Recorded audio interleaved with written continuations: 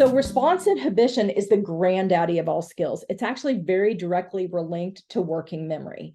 And what it does is it allows all the other executive function skills to develop. If we don't have response inhibition, then we're not going to be able to use our emotional control. We're really not going to have emotional control. We're not going to have strong working memory. We're not going to have strong sustained attention. So response inhibition is a pretty big one. And what this looks like is somebody being able to share toys or materials, wait for a short period of time, keep their hands and feet to themselves, follow 1- and 2-step directions, follow simple classroom routines, and be able to calm themselves when they're upset. When you're teaching response inhibition, you need to provide some delayed gratification using a planned waiting period and letting the person know how long they're going to have to wait. If we just say later, later is an ambiguous time, but if we say 5 minutes, 10 minutes, when the timer goes off, when you've completed this task, having people earn things they want. If we just give somebody something all the time without doing something, we're not teaching that response inhibition. Also, there are consequences for poor impulse control, and this doesn't mean a punishment, it just means a consequence. If you're on a diet, a consequence for eating a donut is you're probably not going to lose weight. A consequence for eating vegetables and protein for lunch is you're probably going to lose weight. So a consequence doesn't have to be a negative thing. It's just going to be there's a consequence for what you do. Planning ahead, role playing, cueing before entering situations. These are all things we do for so many of our students. You're having an assembly and you cue the student before you go into the assembly. Hey, we're going to go into the assembly. We're going to be sitting in the back of the room, or we're going to be sitting on the second row. We're going to sit crisscross applesauce, keep our hands to ourselves, and we're going to watch this. When it's over, then we'll go back to the classroom. So you're doing that cueing. So you're working on that response inhibition. These are some things that are environmental supports that you may see in classrooms with students that you work with. We may see symbols. We may see visual barriers in classroom. Maybe there's tape around where the student is going to work so they know specifically where they go. That's teaching them a boundary. That's teaching them response inhibition. Schedule that is time related. We're doing a time timer, a token board, first then, a wait icon. So these are different things we'll see. So as we look at response inhibition, I would like you to pop in or say out loud, what are some core words you would focus on to support the development of response inhibition? And I'm going to give you guys about 15 seconds to pop some things in, and then I'm going to give you some ideas that I've had.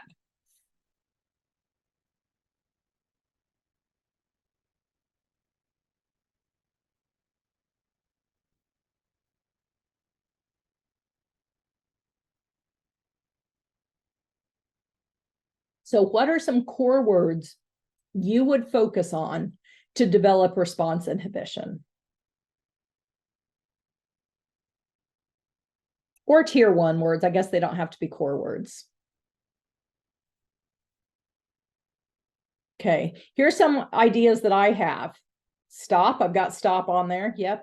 So wait, stop, go, first, then, more, all done. I know all done isn't a word, but it's a concept. So when we think about response inhibition, which is somebody being able to control and not just move into doing stuff, we need to think about what words does the individual need to really be able to grow in that area. And I think, wow, did I ever really teach the word wait? If we tell a student, oh, not now, we're going to wait a minute. Did we ever really teach the word wait? Did we teach, we taught go and we taught stop, but when we do a first then schedule, have we taught first? Have we taught then? Or are we just assuming that the student is going to learn it? Yes, they're going to learn it as we use it, but also think about making sure that that's available to the student in their vocabulary, in their AAC system, so that you can be using and modeling it with them. Here's what we would do for working memory. Working memory is that ability to hold information in their memory while you're performing or executing tasks. And it uses the ability to pull from past experiences. And this develops early in infancy, like when we hide a toy and the student goes, or the child goes and looks for it, right? As language develops, the working memory expands, because the more language we have, the more we're going to be able to attach to working memory, because it pulls from past experience. And then we have past experiences and the vocabulary to go with them. Working memory is following directions, a schedule, keeping track of materials, being able to manipulate information in their head and use it later. Well, you either need visual imagery for that, or you need kind of an auditory memory for that. So making sure that we're giving students the language to go with it. When we're building working memory, we want to make sure we get students direct attention. And this does not mean, please hear me, this does not mean telling the student they have to look in your eyes and we have to have eye contact. It just means getting their attention, making sure that they're focused on what you're doing to help build that working memory. Keep distractions to a minimum. This could mean turning music off that you have in your room. This could mean dimming your lights. This could mean making sure that you don't have shirts with big patterns on it or something like that. So keeping distractions to a minimum, having the child repeat back to you as you write it, or have them write it down if they have the ability. Visual supports, rehearsing something, practicing. I know there are times like somebody gives me their phone number and I don't have a piece of paper, and I like rehearse it in my head over and over and over as I'm trying to remember and go to write it down. And also just have the student come up with ways. How do you want to remember that? How do you remember? What picture do you associate with that? And have them do that. So if we look at environmental supports that for working memory that again are already likely in the environments you're working with, we have the visual schedule. We have social stories. Okay, that's going to be giving them that back information and those expectations. Task boxes, first, then visual supports. If you've ever seen Sarah Ward, who is fantastic on executive function skill, she talks about head to toe thinking, which is a visual way that you can do that. She also talks about block in box thinking, which are visual supports to help with that working memory. Task analysis, those step-by-step visuals of the different things you need to do. So here's a task analysis step-by-step of packing up. Get the key and open the locker, take out your backpack, close the locker. So it's giving all those different steps to build that working memory. Again, giving those supports externally so that the student can start doing them and internalize those things. Here's an idea that you could do if you have students who are in the classroom with a ready and not ready. So being able to use some visuals. My daughter is a 6th grade math teacher. And so I told her I needed some pictures of a ready desk and a not ready. And she was like, well, the not ready is really pretty easy. So these are desks that are not ready to go on and do the next thing. Everything's around. So you can show a picture of this is what it looks like when you're not ready. This is my expectation and what it looks like when you're ready. You have just that out. You might have your calculator, you have your pencils, you might have your water bottle, but everything is, ready to go. So you could give visual supports. When we're working on working memory, again, throw in some vocabulary words that you would use to focus on working memory development. And again, I'm going to give you about 10 seconds to do this. If you could pop some in or unmute yourself and give me some ideas that you would use for working memory.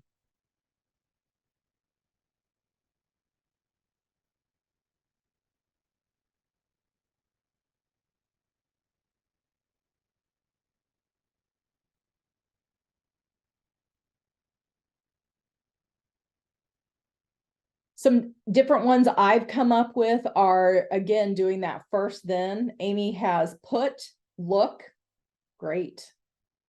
Yeah. Here's some different ones I've come up with. First, then, next. Ready, are you ready? Go, stop, colors. If we're doing working memory, we're starting to build on some different things and we're starting to do some directions where it might be go get your blue coat, instead of the red coat. So we need to know some colors. Get, when we're talking about directions, get is one of those words.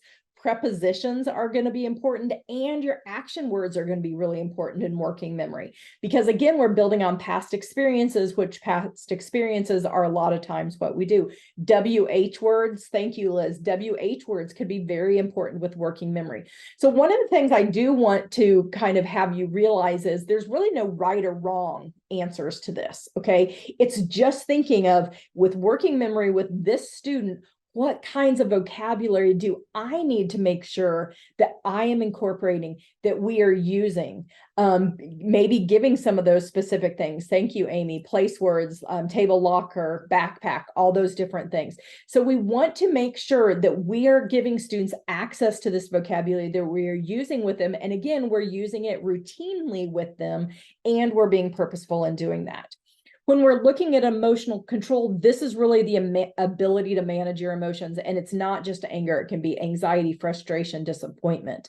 When we're teaching to regulate emotions, we want to talk about an expected plan and what they're supposed to do if they're overwhelmed.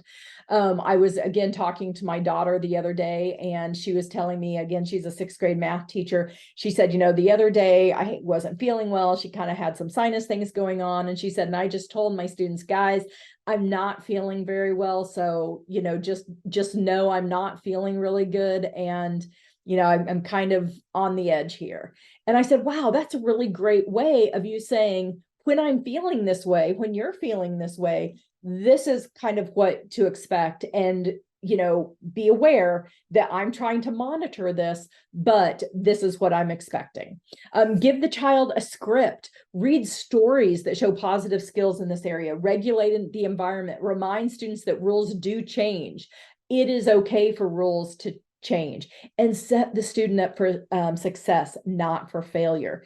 As we're working on controlling emotions and working on emotional control, these are a lot of things you're already doing. Really anything. I know a lot of the schools that I'm working with across the country have social emotional learning curriculums they're working on. So anything you're doing for social emotional learning is automatically going to be working on emotional control. But then what are those vocabulary words that you need to make sure that you have access to for the student to be able to do that? So here's some different things: zones of regulation, incredible 5-point scale, first, then, visual timers. This is from a classroom here in Lawrence, Kansas. One of the teachers that I work with had this. And so it's the zones of regulation. And I just saw this in a room and I was like, hey, can I take a picture of this?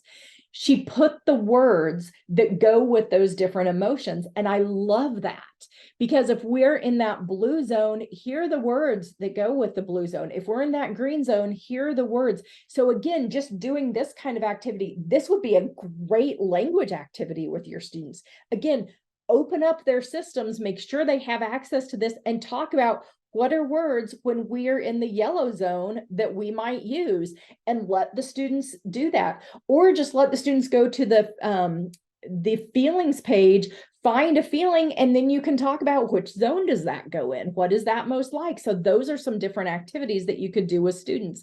Here's another one from that same teacher's classroom. She had the students create this, and every single student has their own cloud and different coping skills that student has identified are helpful to them. So she must have had something that had lots of different coping skills, and then they got to choose it. They colored it, and then they are all Velcroed on there. And they go through these when the student isn't in a situation where they have a need for coping skills. But when they do need them, they will then go up to it, work with the student to go up to it and go, hey, which one do you need right now? I see you're upset. I see you're angry. I see you're frustrated, whatever it is. The student can pull it off, hand it to them if they don't have the language to do it, or they can read it off, or they don't have to pull it off and they can just read it off. And then they go and do that to help with manage their emotions.